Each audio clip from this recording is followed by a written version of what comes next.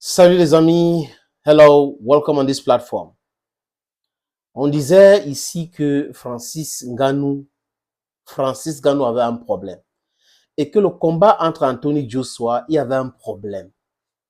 Vous avez eu des experts de Facebook, des experts de la boxe d'une nuit, juste parce qu'ils disent qu'ils regardent ça tout le temps, qui sont venus expliquer que non, c'est que Francis Ngannou a fait ci, Anthony Joshua a été très fort et tout. On a dit oui, ok, d'accord. Pourquoi est-ce que Francis Ngannou n'a pas eu des bleus sur le visage alors qu'il a reçu quand même 3 coups de poing violents? Il n'arrive pas toujours à expliquer. En conférence de presse quelques minutes après, on a vu le visage de Francis Ngannou. Ce n'était pas enflé. Pourquoi alors que l'autre combat avec Tyson Fury, on a vu le visage de Tyson Fury, c'était enflé avec les bleus. Même Anthony Joshua, lors de ses différents combats, il a le bleu quand on le touche. Et cette fois-ci, Ngannou est touché, mais il n'a pas de bleu. Et Ngannou venait boxer sans se défendre. Et il tombait comme si il était une femmelette. On a posé toutes ces questions en disant que c'est une mascarade. Même Mike Tyson, qui était l'ancien co-entraîneur de Ngannou, n'était pas présent. Parce qu'apparemment, il savait que les enjeux étaient autres. C'était juste pour laver l'image de la boxe anglaise. WBC et WBO voulaient redorer leur image. C'est pour cette raison qu'ils ont tenu à ce que Ngannou fasse ce combat avant d'aller à PFL contre Renan Ferreira et qui est Problema. Vous voyez un peu? Ngannou a donc accepté, il a fait les entraînements, notamment parce que le combat devait être la nuit. Mais seulement, il y a quelque chose qui n'allait pas. Et tout le monde a constaté. Ngannou n'était pas Ngannou. Il tombait comme une femmelette, c'est ce que j'ai dit tout à l'heure.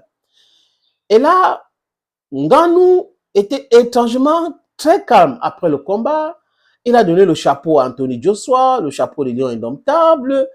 Anthony Joshua qui a dit qu'il va reverser une partie de son argent à la fondation Ngannou.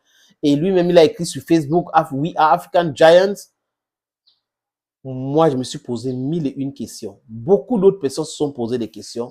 Des gens sont venus avec les preuves à l'appui, les différents angles de coups de poing que Ngannou a reçus pour montrer que c'était une farce, les amis. That was just all fake.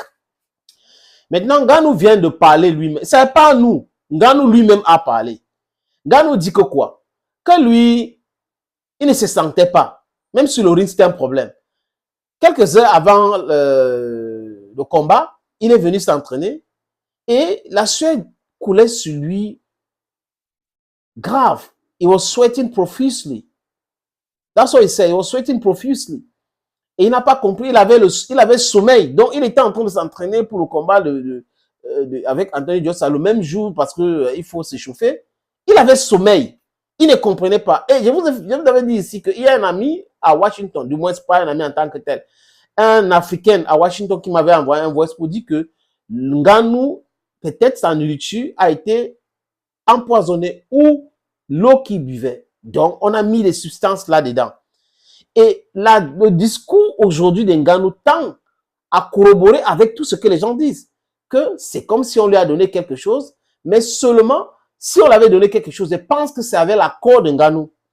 Parce que les enjeux étaient autres que cela. Les enjeux étaient tellement costauds. C'est des milliards et des milliards. Il ne fallait pas tuer le business des gens. Et Ngannou est allé jouer à ce jeu. Les amis, je vous suggère d'écouter Ngannou. Je mets la vidéo ici. Écoutez ce que Ngannou a dit concernant ce combat. C'est vrai que ne s'est pas passé comme prévu. Le combat lui-même ne s'est pas passé comme prévu. C'était déjà une journée un peu bizarre, très bizarre, si je vais dire ça. Parce que toute la journée, j'ai jamais été dans le combat. Je me suis jamais présenté à ce combat. Parce que toute la journée, j'étais pas là. Je suis arrivé à l'arène aux alentours de 22h, 23h, et j'ai dû combattre à 3h30 pendant 4h30. En aucun moment, j'étais moi-même, quoi. Tu vois. Je me rappelle, je m'échauffais, je transpirais, mais j'avais sommeil. Ce qui était un peu bizarre. On a accusé le fait qu'il se faisait tard, bien que je m'entraînais déjà un peu tardivement pour me préparer aux heures du combat. Mais bon, après, il faut pas faire des excuses. Hein. En tant que combattant, il n'y a que deux issues dans un combat. On gagne ou on perd. Et il n'y a que deux façons de gagner ou de perdre. Soit par décision, soit par KO. Et désolé encore pour ceux qui ont eu le cœur brisé, parce que beaucoup se sont sentis énormément mal. C'est clair ce qu'il dit. Il avait sommeil, c'est quoi? Qu'est-ce qui était à l'origine de cela? C'était bizarre, n'est-ce pas? Bizarre ce qu'il raconte là. Moi, je pense que ils sont en train d'essayer des explications. Parce que personne ne croit à cette défaite-là. Du moins, de cette façon-là. Deuxième round. Ngannou qui tombe difficilement. Ngannou qui est solide. Il vient de nous dire aujourd'hui qu'il n'était pas dans le combat là. Il avait sommeil. Il était fatigué, il avait sommeil. Qu'est-ce qui était à l'origine donc de la fatigue de Ngannou? C'est pas moi qui dis cette fois-ci. Donc les gens là, les experts là, voilà, the horses is talking. It's from his own mouth. Ngannou est celui qui a boxé avec Anthony Joshua. C'est Ngannou qui parle de ce qui s'est passé avec lui. Qu'est-ce qui s'est donc passé avant le combat? C'est une négociation. On te donne ça, le double de ce que tu as eu avec Tyson Fury. Tu viens jouer au jeu. Et peut-être on met le somnifère dans l'eau. Tu bois le somnifère. Et tu es faible. Et on te bat. Il y a toutes ces questions-là qu'on a le droit de se poser. Il reconnaît que les gens étaient très fâchés. Très, très fâchés. Parce que les gens ont veillé pour regarder ce combat. Et ils étaient déçus. Oui. Bon.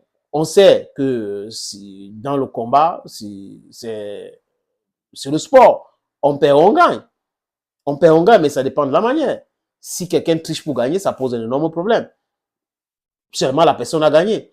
Les amis, je vous suggère donc de regarder exactement ce qui s'est passé lors du combat Ngannou et qui? Ngannou et notre ami Anthony Joshua. Regardez.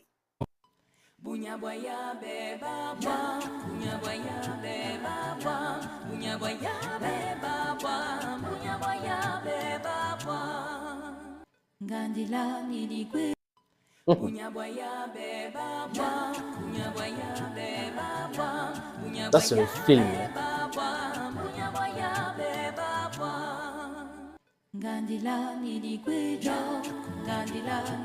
Ça, c'est le film, les amis. C'est le vrai film. Ça, là, on va dire que c'est le montage, c'est le ceci. Les caméras dans d'autres angles ont vu que c'était, it was everything except boxing. And that is what Mike Tyson said. And nobody will be saying that Mike Tyson said because of one or this other reason. No. He said it clearly. And if you watch it clearly, you will see that there was a problem somewhere. And then after listening to the last excerpt from Francis Ngannou, you know there was a problem somewhere. What was that problem? What really happened with Francis Ngannou? That is a question so many people are asking themselves. Oui, aujourd'hui, il sait que les gens ont été déçus, il sait que. Mais bon, honnêtement, le mal a été fait.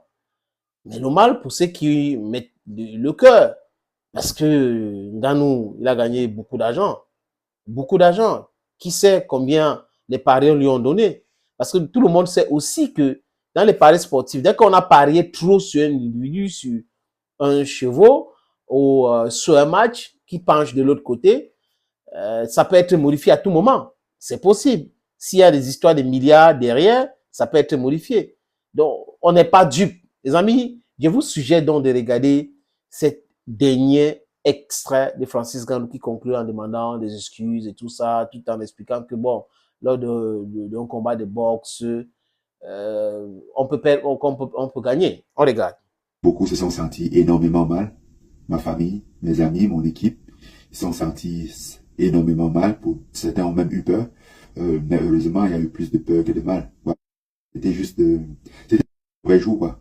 Là, on va reprendre nos esprits, aller s'entraîner, prochainement venir mieux préparer et voilà, observer encore plus le jeu, comprendre encore plus, parce que bon, c'est vrai qu'il y a beaucoup de choses où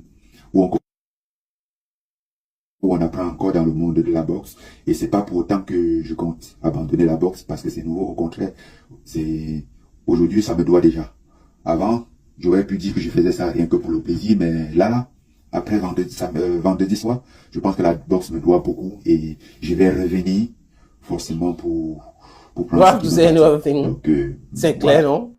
Vous avez compris. Donc, arrêtez de mettre les organes. Mais seulement, on n'est pas dupe. Tout le monde ne regarde pas le match de football avec les mêmes yeux, avec les mêmes intentions.